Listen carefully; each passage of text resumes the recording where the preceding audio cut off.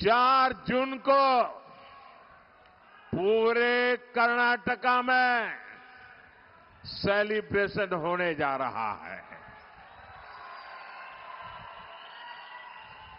और सेलिब्रेशन ऐसा वैसा नहीं होगा। ये मेरे दावणगेरे में तो स्पेशल बेणे डोसा,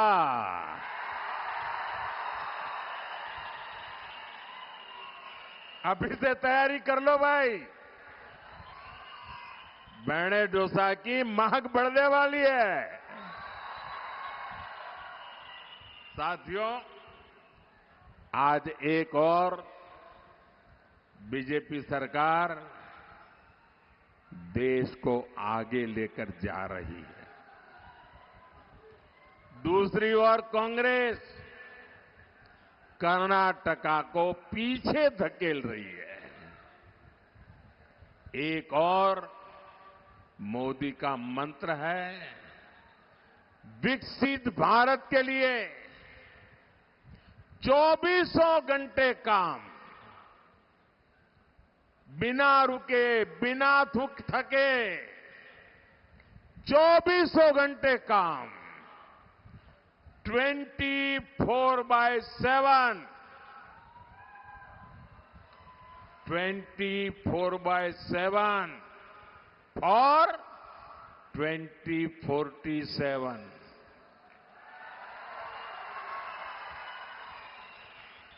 और दूसरी ओर कांग्रेस का वर्क कल्चर है, ब्रेक करो या तो ನಡಿ ಈಗ ಶುರು ಮಾಡೋಣ.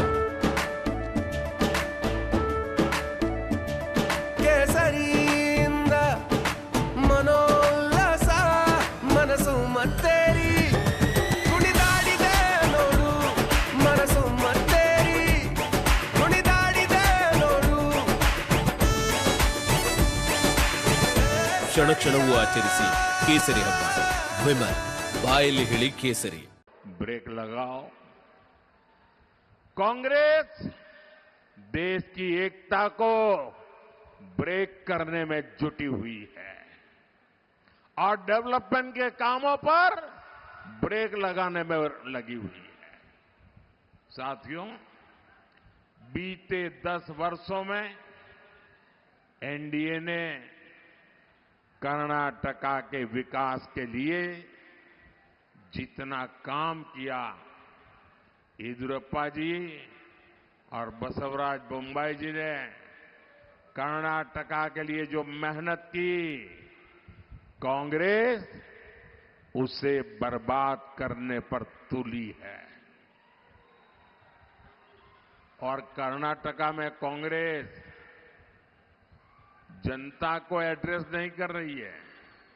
वो सुबह शाम तय करते हैं कि नंबर 2 एक को कैसे मारेगा, एक नंबर तय करता है नंबर 2 को कैसे मारेगा।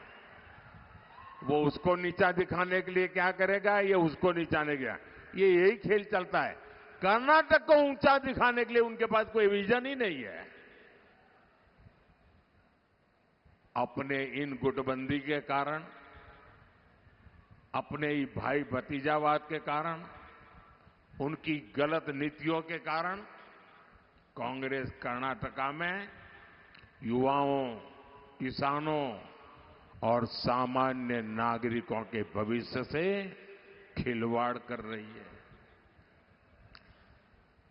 और कर्नाटका कांग्रेस का हाल देखिए जी, वो जनता को तो समझा नहीं रहे कि अंदर अंदर क्या करते हैं।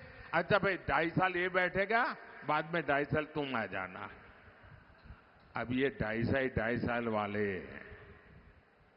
एक दूसरे के पैर काटेंगे कि नहीं काटेंगे।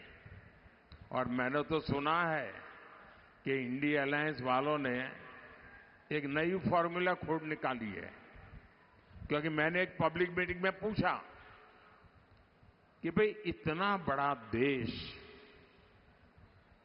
आखिरकार किसको सुपुर्द करे।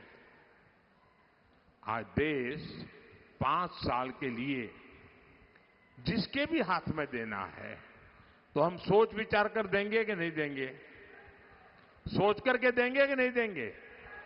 ऐसे ही हाथ बंद करके कोई भी आया तो दे देंगे क्या? दे देंगे क्या? बराबर विचार करेंगे भाई, ये देश संभाल पाएगा, नहीं संभाल पाएगा, क्या करेगा, क्या नहीं करेगा, सारा ट्रैक रिकॉर्ड देखेंगे कि नहीं देखेंगे?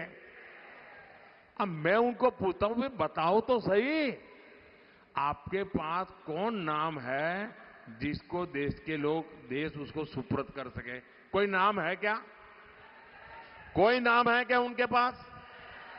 आप ऐसे अंधेरे में बिना नाम को वो कुछ भी करें, आप स्वीकार कर लेंगे क्या? देश स्वीकार करेगा क्या? भाइयों बहनों, और इसलिए उन्होंने एक फॉर्मूला निकाली है, अब सबको कैसे संतोष देना, और इसलिए 5 साल अगर उनको मौका मिल जाए तो उन्होंने अपने सभी साथी पार्टियों को कह दिया है कि हर एक को 1-1 साल के लिए पीएमशिप मिलेगा। यानी 1 साल 1 पीएम, दूसरे साल दूसरा पीएम, तीसरे साल तीसरा पीएम, चौथे साल चौथा पीएम, 5वें साल 5वां पीएम। मुझे बताइए भाई, क्या होगा आपका? क्या होगा मुझे बताइए? क्या आपको ऐसी चीजों से देश का भला दिखता है? आपको आपका भला दिखता है? आपके बच्चों का भला दिखता है? अब ऐसे लोगों के लिए वोट बिगाड़ सकते हैं क्या हम? बिगाड़ वोट बर्बाद कोई कर सकता है क्या? मेहरबानी करके, आपका वोट बहुत मूल्यवान है, बर्बाद मत करना भैया, गलती से भी मत करना। भाइयों बहनों, कर्नाटका में कांग्रेस ने नई एजुकेशन पॉलिसी पर ब्रेक लगा दिया। बताइए, 30 साल के बाद देश के 20 लाख से ज्यादा लोगों ने मनोमंथन किया। कर्नाटका के ही बहुत बड़े वैज्ञानिक के नेतृत्व में नई एजुकेशन पॉलिसी बनी, लेकिन उनकी वोट बैंक की राजनीति को खुश करने के लिए उन्होंने उसको भी रद्द कर दिया, और इसका बहुत बड़ा नुकसान हमारे देश के युवा पीढ़ी को हुआ है। आपके बच्चों के भविष्य पर इन्होंने ताला लगा दिया है। मेरे भाई बहन, मैं बड़े दर्द के साथ कह रहा हूं, बड़ी पीड़ा के साथ कह रहा हूं, अरे भाई, राजनीतिक मतभेद हो सकते हैं, लेकिन हम में से किसी को भी जनता जनार्दन के भविष्य को तबाह करने का अधिकार नहीं है। लेकिन ये लोग, इनको आपसे कोई लेना देना नहीं है। यहां हेल्थ सेक्टर की बात हो, इरिगेशन की बात हो, सब पर राज्य सरकार ने पूरी तरह डंडा चलाया, बंद करवा दिया। भगवान बसवेश्वरा की इस धरती पर इस तरह डेमोक्रेसी के खिलाफ काम करके कांग्रेस बहुत बड़ी गलती कर रही है, बहुत बड़ा पाप कर रही है। साथियों, आज कर्नाटका कांग्रेस के उसी गवर्नेंस मॉडल का शिकार बन चुका है। जिस तरह इन्होंने 6 दशकों तक देश को चलाया था, कांग्रेस ने देश में करप्शन बढ़ाने और लाखों करोड़ के घोटालों का घोर पाप किया है। क्या ऐसे लोग तेजी से विकास कर रहे हमारे भारत की कमाल, उसका नेतृत्व जो बर्बाद करते हैं वो लोग कर सकते हैं क्या? इन पर भरोसा कर सकते हैं हम? साथियों, एक समय था जब गरीबों, एससी, एसटी, ओबीसी, पिछड़ों के हक की योजनाएं कांग्रेस के करप्शन का मुख्य स्रोत हुआ करती थी। कांग्रेस के पूर्व पीएम कहते थे कि गरीबों के लिए 1 रुपया भेजते थे तो सिर्फ 15 पैसा, 15 पैसे पहुंचता था।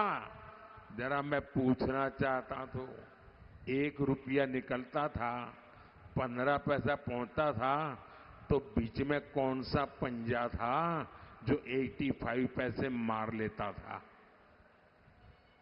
साथियों, यही नहीं, वंचित वर्ग के नाम पर कांग्रेस ने फेक लाभार्थी भी बना रखे थे।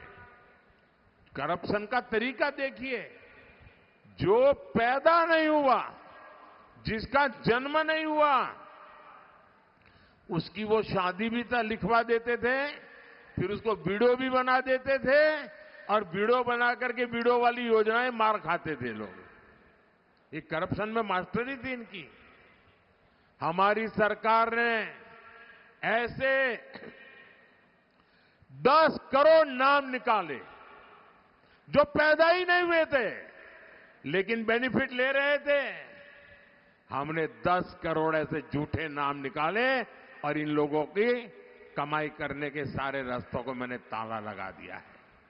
आप कल्पना कर सकते हैं, जितनी कर्नाटका की कुल जनसंख्या है, उससे ज्यादा ऐसे लोग कागजों पे थे जिनका कभी जन्म ही नहीं हुआ था और सरकारी खजाने से पैसा जाता था। कांग्रेस सरकार ये जो जन्मे नहीं है ऐसे लोगों के नाम पर हजारों करोड़ रुपए भेजकर बीच में से मार लेती थी, और ये पैसे जाते थे ये कांग्रेस की पूरी इकोसिस्टम को, कांग्रेस के बिचौलियों की जेब भरती थी। अब मोदी ने इन योजनाओं को आधार और डायरेक्ट बेनिफिट ट्रांसफर से जोड़ दिया है। बीजेपी ने अब गरीब को उसका हक दिया है। अब मोदी जो पैसा आपको भेजता है वो पूरा का पूरा आपके बैंक अकाउंट में पहुंचता है। मोदी 1 रुपया भेजता है तो पूरे के पूरे 100 पैसे पहुंचते हैं।